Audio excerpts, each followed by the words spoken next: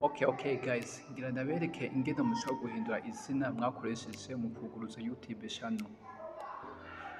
Hama rero tudatevye, ngira ndabereke ukuntu bigenda step by step.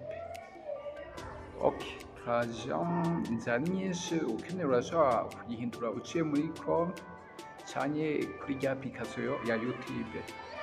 Okay, turinjira tuje muri application.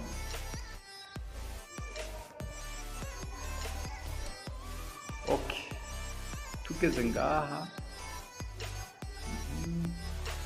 turasonda haa. Okay, ziba zatuzi twaye tuhabona, hanyuma tuca tuzina haa. Hano handitse view channel, tuca tuhasonda, hanyuma tuca duca haa kuri kano kantu umengo n'agakaramu.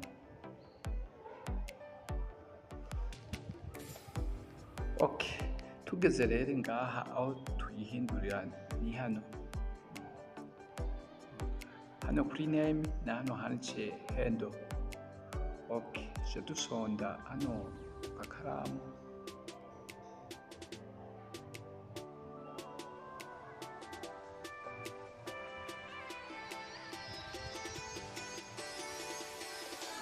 Okay,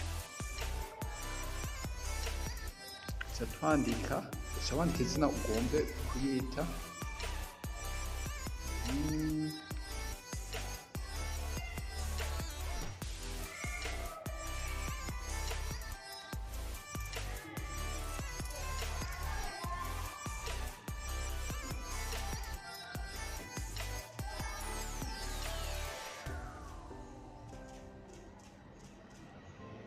Okay, hama uhejeje ngaha tuca twemeza hano kuri save.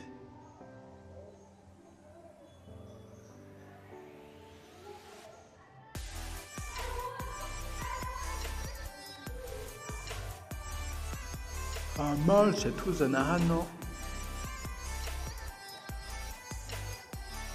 tuca tugahindura, dufuta ibicanuci bwa mbere.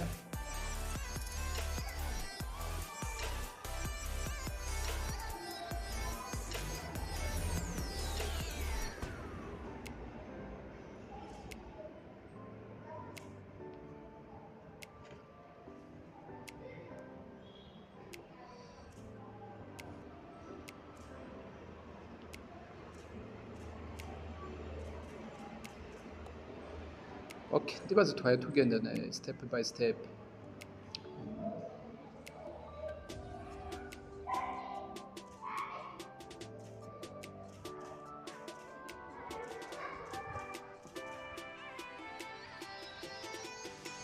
Okay, aha rero ubonye kano kantu kaje, ukuvuga kano kantu aho uhejeje hajako kano kantu kameze nk'akavi. Aho rero uba wemerewe uca uyihindura, tuca twemeza hano kuri save.